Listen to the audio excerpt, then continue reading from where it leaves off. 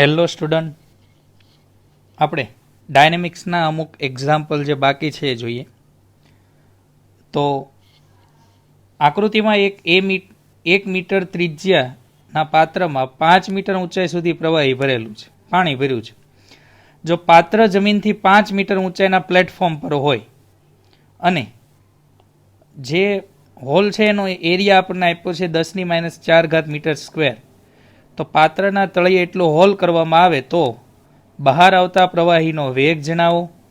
જો આ પ્રકારના પ્રશ્ન આપણે આગળ પણ આ પ્રકારના મોટા પ્રશ્ન જોયા છે, જે જી નીટના સિલેબસ પ્રમાણે એમ કહી શકાય કે ઇમ્પોર્ટન્સ નથી, પરંતુ આનો એક એક પાર્ટ, એક એક કન્સેપ્ટ મહત્વનો હોય છે. એટલો મોટો એક્ઝામ્પલ આપણા માટે ક્યારેય કોઈ એન્ટ્રન્સ એક્ઝામમાં આવતો નથી. જે એડવાન્સમાં આવી શકે પણ મેઇન અને નીટમાં તો નહીં જ. પરંતુ આનો કોઈ એક પાર્ટ, ધારો કે આપણે કોઈ એ પ્રશ્ન પૂછી શકે, આમાંથી સી પ્રશ્ન બી, એમ અલગ અલગ પ્રશ્ન પૂછી શકે અને આપણે આવા મોટા પ્રશ્ન વડે કન્સેપ્ટ વધારે ક્લિયર થાય. એટલા માટે આપણે આવો મોટો પ્રશ્ન આગળ પણ એક બે આવા જોયા હતા અને અત્યારે પણ જોઈએ છે. જુઓ, આકૃતિમાં આપણને શું પૂછ્યું છે કે પાણી ભર્યું છે 5 મીટર. આ પ્લેટફોર્મ છે ને એની હાઈટ આપણને 5 મીટર આપી છે. 5 મીટર ઊંચું પ્લેટફોર્મ છે ને એની ઉપર 5 મીટર ઊંચાઈનું પાત્ર છે, એમાં પાણી ભર્યું છે. હવે જે આ પાણીના તળિયે, એકદમ તળિયે, પાત્રના તળિયે હોલ કર્યો, એમાંથી જે પાણી આવે ને એનો વેગ જણાવો. આ પહેલો પ્રશ્ન. પ્રશ્ન નંબર 2 શું છે કે આ દિવાલ, આ પાણી જ્યારે જમીનને અડે ત્યારે જમીન પર એનો વેગ કેટલો હશે? શોર્ટમાં એ જમીનને સ્પર્શે તે પહેલાનો વેગ. તો સમજો, હું એમ કહી શકું કે અહીંયા એને જે વેગ મળે છે ને હોરિઝોન્ટલ ડિરેક્શનમાં મળે છે, એ વેગ તો અહીંયા રહેવાનો જ છે. આ ઉપરાંત એને વર્ટિકલ ડિરેક્શનમાં એક વેગ મળી જશે, એને આપણે કહી દઈશું વીવાય. કેમ? કારણ કે 5 મીટર જેટલું મુક્ત પતન કરે છે. તો આપણને ખ્યાલ છે કે 5 મીટર ઊંચાઈ ગુમાવે તો એના કારણે વર્ટિકલમાં એને વેલોસિટી મળશે, હોરિઝોન્ટલમાં વેલોસિટી કોન્સ્ટન્ટ રહેશે. એ બંનેનો વર્ગના સરવાળાનું વર્ગમૂળ લઈશું એટલે આપણે જમીન પર સ્પર્શે ત્યારનો વેગ મળી જશે. ત્યારબાદ પ્રશ્ન શું હતો કે આ પાત્રને અડધું થવા માટે કેટલો સમય લાગશે? પાત્ર ખાલી થવા લાગે છે તો એ પાત્રને અડધું થવા માટે કેટલો સમય લાગશે? એક પ્રશ્ન છે. આ ઉપરાંત બીજો શું પ્રશ્ન છે કે આ પાત્રને અડધું થવા માટે જે સમય લાગે છે એ સમય આ પ્લેટફોર્મની ઊંચાઈ ઉપર આધારિત છે કે નહીં એ જણાવવાનું છે. તો આ પ્રશ્ન આપણે 1 by 1 સોલ્વ કરીએ. તો પહેલાં આપણે શું મેળવીએ કે Vx મેળવીએ. પાણી જે બહાર આવે છે એનો વેગ આપણે જો જોઈતો હોય તો આપણે એમ કહીએ કે પાત્રમાંથી બહાર આવતા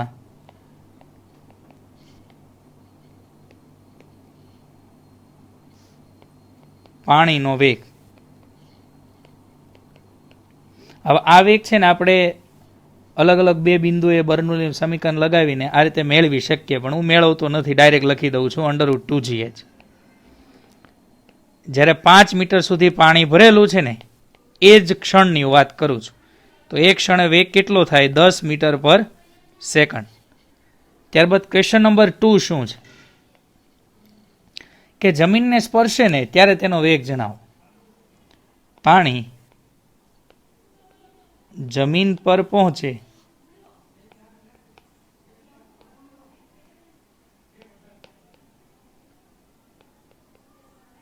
તે ક્ષણે વેગ.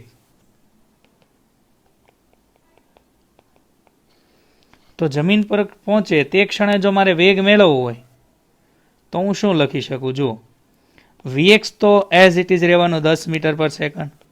હવે હું Vy મેળવું. Vy મેળવવું હોય ને તો હું એમ કહી શકું કે પ્રારંભિક વેગ એનો 0 હતો, અંતિમ વેગ થઈ જાય છે Vy. જી અને હાઈટ ગુમાવે છે કેટલી?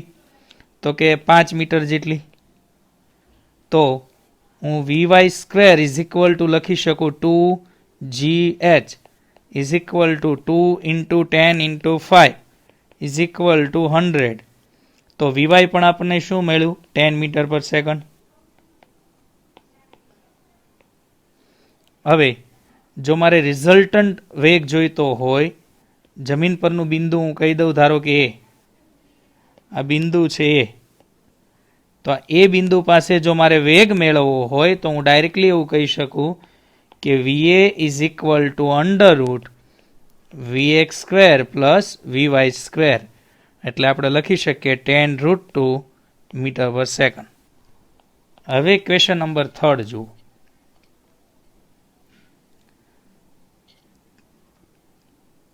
કેટલી ઝડપથી જમીનને અથડાશે, તો આપણે મેળવી લીધું કે કેટલી ઝડપથી જમીનને અથડાશે,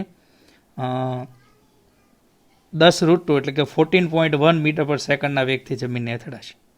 √2 એટલે 1.41 થાય ને. હવે પાત્ર ખાલી થવા માટે કેટલો સમય લાગશે? પાત્ર ખાલી થવા માટે કેટલો સમય લાગશે? અહીંયા રકમમાં એ પ્રમાણે છે, પાત્ર ખાલી થવા માટે મેળવી શકીએ, પરંતુ હું એવું કહું પાત્ર અડધું ખાલી થવા માટે કેટલો સમય લાગશે? એટલા માટે કારણ કે આપણે એક કોમન સૂત્ર મેળવી શકીએ. હવે જુઓ, આ બહુ ઇમ્પોર્ટન્ટ ક્વેશ્ચન છે. પાત્રને અડધું થવા માટે લાગતો સમય.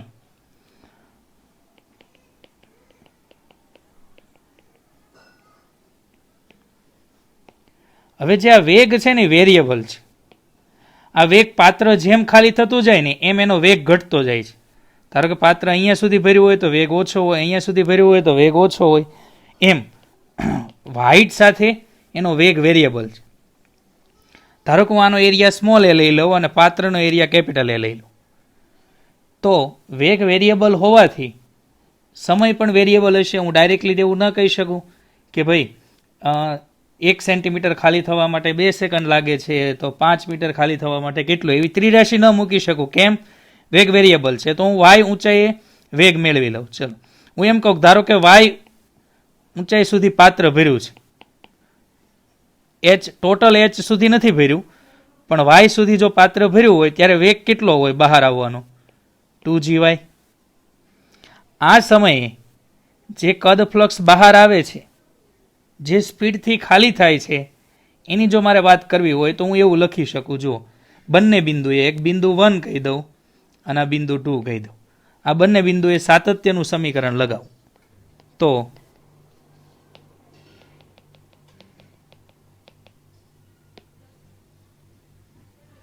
હું શું લખી શકું? સાતત્યના સમીકરણ પ્રમાણે. તો ઉપરના બિંદુએ મારી પાસે વેગ, એરિયા કેટલો છે એ, વેગ કેટલો છે V1, નીચેના બિંદુએ એ અને વેગ કેટલો છે V2. હવે એરિયા ઇન્ટુ વેગ V1 શું લખી શકું? dy/dt. પાત્ર ખાલી થવાનો વેગ dy/dt, અને હોલમાંથી જે પ્રવાહી બહાર આવે ને એનો વેગ તો આપણને ખબર 2GY. હવે આપણે એક બાજુ y વાળા અલગ કરીએ તો શું આવશે? dy/√y is equal to a/a √2g into dt. હું બંને બાજુ ઇન્ટિગ્રેશન કરું. હવે મહત્વની વસ્તુ એ છે કે અહીંયા એ વસ્તુ ધ્યાન રાખવી જોઈએ કે સમજો 0 સમયે પાત્ર આખું ભર્યું હતું, t સમયે ખાલી થઈને થઈ ગયું ધારો કે y. આપણે આખું ખાલી થવા માટે મેળવવું હોય તો એ મળે, પછી હું એમાં h/2 લખું તો અડધું ખાલી થવા માટે મળે. એટલે હું એમ કહું છું કે y જેટલું ખાલી અથવા હું x જેટલું ખાલી થવા માટે કેટલો સમય લાગે એ હું મેળવીને આપું તમને. હવે એક વસ્તુ સમજજો કે જમણી બાજુ લિમિટ છે ને વધતું વિધેય છે, ડાબી બાજુ લિમિટ છે ને ઘટતું વિધેય છે. એટલે હું શું કરું, એક એક્સ્ટ્રા માઇનસ મૂકી દઉં. અથવા ઘણી બધી બુક્સમાં એમ પણ તમે આપેલું છે કે પાત્ર ખાલી થતું હોય તો dy/dt નેગેટિવ આવે, એમ પણ તમે લખી શકો. અથવા આ સંકલનની લિમિટ્સના નિયમને આધારે પણ કહી શકો એક બાજુ વધતું વિધેય છે, બીજી બાજુ ઘટતું વિધેય છે, એટલે આપણે એક માઇનસ મૂકી દીધા. હવે માઇનસ 2√y લિમિટ શું આવશે? h થી x is equal to a/a √2g into t. હવે લિમિટ હું ઉલટાવી દઉં, અંદર માઇનસ આપી દઉં ને તો x થી h ની જગ્યાએ હું શું લખી શકું? h થી x, અને 2 ને હું બહાર કાઢી નાખું તો શું આવશે? √h minus √x is equal to a/a √2g into t. તો અહીંયાથી આપણે ફાઇનલ ફોર્મ્યુલા લખી શકીએ. જો હું ટીને કરતાં બનાવું તો capital A upon small a √ આપણે શું લખી શકીએ? 2/g, કારણ કે એક √2 ઉડી જશે, ઇન્ટુ √h માઇનસ √x. તો ગમે ત્યારે આ સૂત્ર વડે તમે ઇન્ટિગ્રેશન વગર પાત્ર ખાલી થવાના સમયનું સૂત્ર, ખાલી થવાનો સમય મેળવી શકો. હવે આખું પાત્ર ખાલી થવાનું હોય તો વધારે સરળ થઈ જાય, x0 મૂકી દેવાનું. ઓકે, આખું પાત્ર ખાલી થવા માટે જો મેળવવું હોત તો હું શું જવાબ આવત? આખું પાત્ર ખાલી થવા માટે લાગતો સમય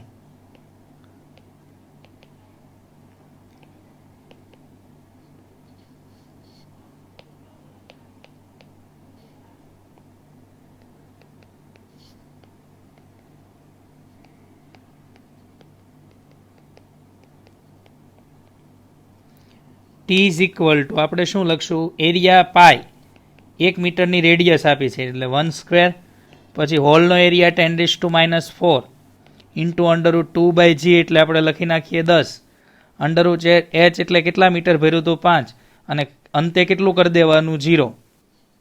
હવે √5 ઉડી જશે એટલે આપણને શું મળશે? પાય. સમજો અહીંયા 2/10 એટલે શું થશે? √5 થાય ને, અહીંયા √5 અને આ 5 ઉડી જાય એટલે આપણી પાસે ખાલી વધે પાય ઇન્ટુ 10⁴.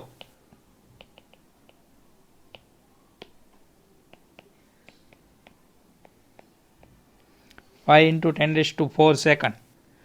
પરંતુ જો અડધું પાત્ર ખાલી થવા માટે પૂછ્યું હોત તો હવે આપણે અડધા પાત્ર માટે લખીએ.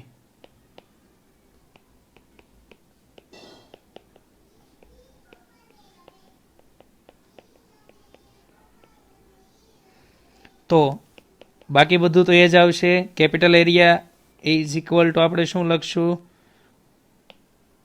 પાય ઇન્ટુ 1 સ્ક્વેર, સ્મોલ એરિયા 10⁻⁴, √2/10. અહીંયા આપણે શું લખશું? 5 મીટર અને અંતે કરવું છે 5/2. હવે અહીંયા પણ આપણે પાય ઇન્ટુ 10⁴ તો આવશે જ, પરંતુ √5 ઉડાડશું ને તો અહીંયા આવશે 1/√2, 1 - 1/√2, અને 1/√2 એટલે 0.70 આવશે. એટલે 0.70 બાદ કરું તો 0.3, તો 0.3 ઇન્ટુ પાય ઇન્ટુ 10⁴ સેકન્ડ. ઓકે, ને આને આપણે કલાકમાં ફેરવશું તો લગભગ 2.5 અવર આવશે. તો અહીંયા આપણો આ આન્સર આવી ગયો. જો કલાકમાં ફેરવવું હોય તો 2.5 સમથિંગ એટલે 2.6 અવર પણ ગઈ શકો તમે. લાસ્ટ ક્વેશ્ચન શું છે કે પાત્ર ખાલી થવાનો સમય છે પાત્રની જમીનથી ઊંચાઈ પર આધારિત છે. જો એ વસ્તુ એકદમ ખોટી, આપણે ક્યાંય આ 5 મીટરનો યુઝ કર્યો જ નથી, યાદ રાખજો. આ હાઈટ 5 મીટરની જગ્યાએ 50 મીટર હોત ને તો પણ જે ખાલી થવાનો સમય છે ને સમજો એ 50 મીટર હોત તો અવધિ વધે, પરંતુ ખાલી થવાના સમયમાં એ પાત્રની હાઈટ ક્યાંય પાત્ર કેટલી ઊંચાઈએ છે ને એ કંઈ આધાર જ નથી રાખતું. એટલે આપણે એમ કહી શકીએ કે પાત્રની જમીનથી ઊંચાઈ ને કારણે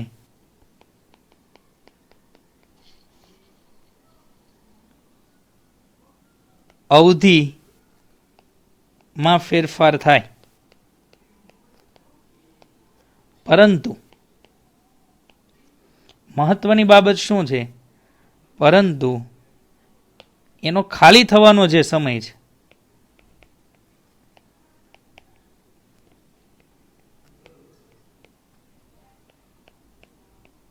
તે પાત્રની જમીનથી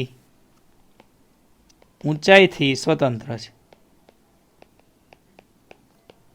આખું પાત્ર ખાલી થવા માટે સમય જો હું લખું તો આવો લખી શકાય: capital area, small area, √2/g into √h. આમાં ક્યાંય પાત્ર કેટલી હાઈટ પર છે ને એ નથી આધાર રાખતું, પાત્રમાં કેટલું પ્રવાહી ભર્યું છે ને એ આધાર રાખે છે. ક્વેશ્ચન નંબર 5 જોઈએ. હવે આકૃતિમાં તરલનું કદ ફ્લક્સ જણાવો. જો આપણને અહીંયા વેન્ચુરી મીટર આપેલું છે, કદ ફ્લક્સ જણાવવાનું કીધું છે, બંને વચ્ચે લેવલ ડિફરન્સ આપ્યો છે આપણને 2 સેન્ટીમીટર. કદ ફ્લક્સ જણાવવું હોય ને તો આપણે શું કરાય, કોઈ પણ એક બિંદુએ વેગ મેળવી લેવાય અને એ બિંદુના એરિયા વડે મલ્ટીપ્લાય કરી દેવાય. તો તમે આ સૂત્રને બર્નોલીના ઇક્વેશન, સાતત્યના ઇક્વેશનથી સાબિત કરી અને કોઈ બિંદુએ વેગ મેળવી શકો. પરંતુ જો હું આ બિંદુ 1 પાસેનો વેગ v1 અને આને હું v2 કહેતો હોઉં તો મેં તમને સૂત્ર સાબિત કરાવેલું છે. જો હું ડાયરેક્ટ એ સૂત્રનો યુઝ કરું તો શું આવશે, √2gh upon a1 ² by a2 ² minus 1. અહીંયા હું કિંમત મૂકી દઉં 2 × g. હવે આપણે સીજીએસમાં રાખશું, સીજીએસમાં રાખી દઈએ. g એટલે સીજીએસમાં 1000, h એટલે 2 સેન્ટીમીટર, a2 ² બાય a1 ² એટલે 4/2 હોલ સ્ક્વેર. એટલે તમે આનું સાદુરૂપ આપશો ને એટલે 4000/3 એનું વર્ગમૂળ કાઢશો ને એટલે આવું કંઈક આવશે. સેન્ટીમીટર પર સેકન્ડ, એકમ લખી નાખું છું, સેમી પર સેકન્ડ. હવે આપણે શું મેળવવાનું છે, કદ ફ્લક્સ. તો કદ ફ્લક્સ ને હું કેપિટલ વી અથવા ક્યુ વડે દર્શાવું તો એ આવશે AV. હવે આપણને જે વેગ v1 લીધો છે એ આપણે મોટા એરિયા પાસે લીધો છે એટલે કેપિટલ A × v1 એવું લખી દઈશ. એરિયા કેટલો છે 4 ઇન્ટુ આપણી પાસે v1 કેટલું છે,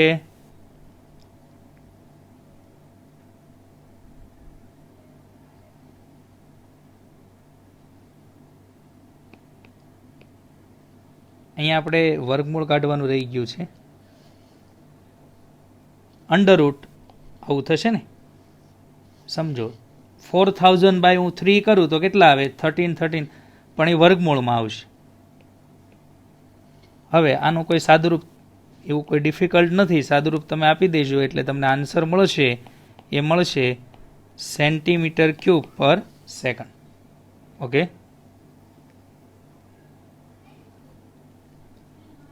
હવે આપણે જોઈએ, જો આ પ્રકારનો ક્વેશ્ચન આપણે એક તમને હોમવર્કમાં આપ્યો ત્યારબાદ મેં ગણાવ્યો હતો. હવે એટલો મોટો ક્વેશ્ચન ક્યારે આપણને પૂછાવાનો હોય નહીં, એમાં આપણને અવધિ પૂછી દે, અવધિ ક્યાં મહત્તમ મળે. હંમેશા આ પ્રકારનો એકદમ શોર્ટ ક્વેશ્ચન પૂછે. જુઓ, આકૃતિમાં બહાર નીકળતા પ્રવાહીનો વેગ જણાવો, હોલનું ક્ષેત્રફળ ઘણું બધું નાનું છે એટલે આપણે એમ કહી શકીએ જો આ એરિયા એ હોય, આ સ્મોલ એ હોય, A is very very greater than small A. એટલે આપણે માત્ર આ બિંદુએ વેગ મેળવવો છે તો આપણે જાણીએ છીએ આ બિંદુ 1 કહી દેવાનું, આ બિંદુ 2, પોઈન્ટ 1 અને પોઈન્ટ 2 પાસે જો મારે પ્રેશરની વાત કરવી હોય તો હવે તમે લખી શકો P1 = 1 પાસે લખીએ તો શું આવે, PA plus ρg × 2h plus 2ρg × h is equal to આ બિંદુએ PA પ્લસ ગતિ ઉર્જા 1/2 ρv². સોરી, જે લિક્વિડ બહાર આવે એની ડેન્સિટી શું છે 2v, 2ρ એટલે શું થશે 1/2 2ρv². ઓકે, સમજો 1 અને 2 પાસે આપણે શું કર્યું છે, 1 પાસે એટમોસ્ફેરિક પ્રેશર, 1 પાસે દબાણ કેટલું થાય તો કે જે આ એટમોસ્ફેરિક છે પ્લસ લિક્વિડ હાઇટને કારણે દબાણ, તો રોની હાઇટ કેટલી છે 2h, તો રો ઇન્ટુ g × 2h, 2ની હાઇટ કેટલી છે h, તો 2ρ × g × h બરાબર PA પ્લસ 1/2 ρv². બંને બાજુથી PA કેન્સલ થાય, રો કેન્સલ થાય તો શું આવશે 2gh plus 2gh is equal to v². તો v² is equal to 4gh, તો v ઇઝ ઇક્વલ ટુ √2 × 2. તો એકદમ સિમ્પલ ક્વેશ્ચન છે આ. અને મેં તમને કીધું શોર્ટકટ તમે યાદ રાખો તો ચાલે કે બહાર આવતા લિક્વિડનો વેગ એ એક્સ્ટ્રા હાઇટને કારણે એક્સ્ટ્રા જે પ્રેશર ઉત્પન્ન થાય એના બરાબર એની ગતિ ઉર્જા હોય. બહાર આવતા લિક્વિડની ગતિ ઉર્જા બરાબર એક્સ્ટ્રા હાઇટને કારણે ઉત્પન્ન થતું પ્રેશર. એવું ડાયરેક્ટલી લખો તો તમારો આન્સર આવશે. હવે જોઈએ લાસ્ટ ક્વેશ્ચન. આકૃતિમાં y ઊંડાઈએ r ત્રિજ્યાનો હોલ આપ્યો છે, 4y ઊંડાઈએ l વાય ઊંડાઈએ છે ને આર ત્રિજ્યાનો વર્તુળાકાર હોલ કર્યો, 4y ઊંડાઈએ એલ લંબાઈનો ચોરસ હોલ કર્યો, અને બંનેમાંથી કદ ફ્લક્સ સમાન આવતું હોય તો આપણને એવું પૂછેલું છે કે ત્રિજ્યા શું હશે.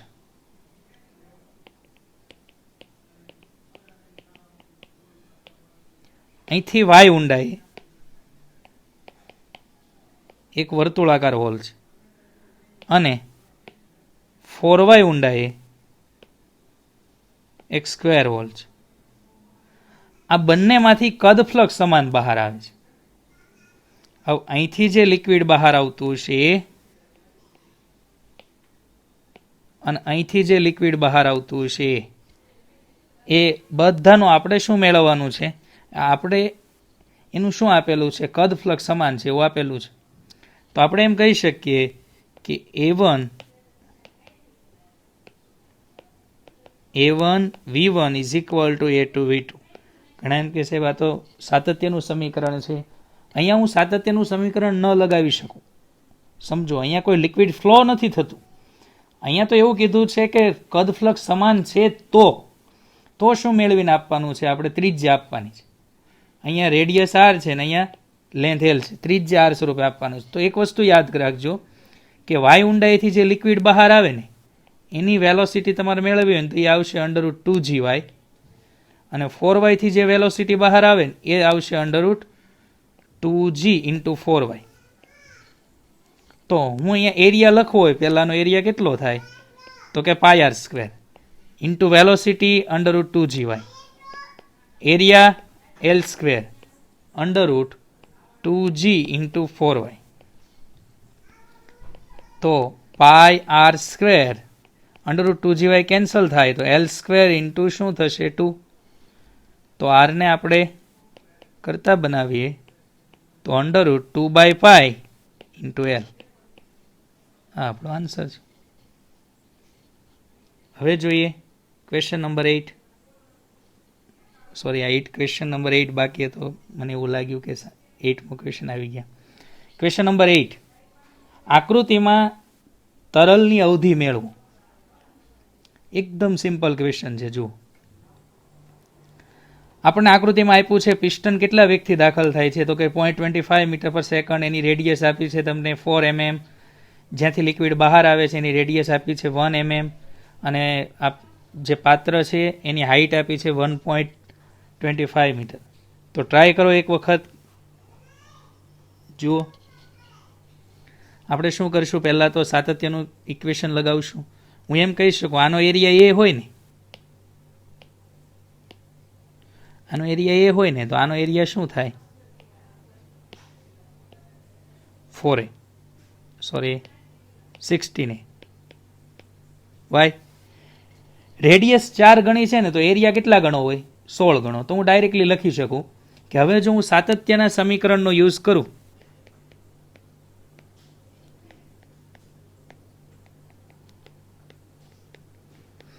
તો હું એવું લખી શકું 0.25 × 16a is equal to v × a. તો આપણને વેલોસિટી કેટલી મળી 4 મીટર પર સેકન્ડ. અવધિ મેળવવાની છે. તમે જાણો છો અવધિ મેળવવા માટે આપણે શું કરીશું, આ જો આર મેળવવું હોય તો ટાઈમ ઇન્ટુ શું કરી દઈશું વેલોસિટી. હવે ટાઈમ કઈ રીતે, તો ટાઈમ એટલે આપણને 1.25 મીટર ઊંચાઈ ગુમાવવા માટે લાગતો સમય જ લખવાનો છે. તો h is equal to 1/2 gt². તો t ઇઝ ઇક્વલ ટુ શું આવશે √2h/g. આ બંનેનું મલ્ટિપ્લિકેશન કરીએ તો અવધિ r ઇઝ ઇક્વલ ટુ શું થશે v × t is equal to 4 × 2 × 1.25/10. તો મલ્ટિપ્લિકેશન કરીશું તો આપણને શું મળશે, એકદમ સિમ્પલ. અહીંયા થશે 1/4 એટલે 2 મીટર. તો આ આપણને મળી ગઈ અવધિ 2 મીટર જેટલી અવધિ હશે. એટલે કે અહીંથી જે લિક્વિડ બહાર આવે છે ને તે સમક્ષિતિજ દિશામાં 2 મીટર જેટલું અંતર પ્રાપ્ત કરશે. Thank you.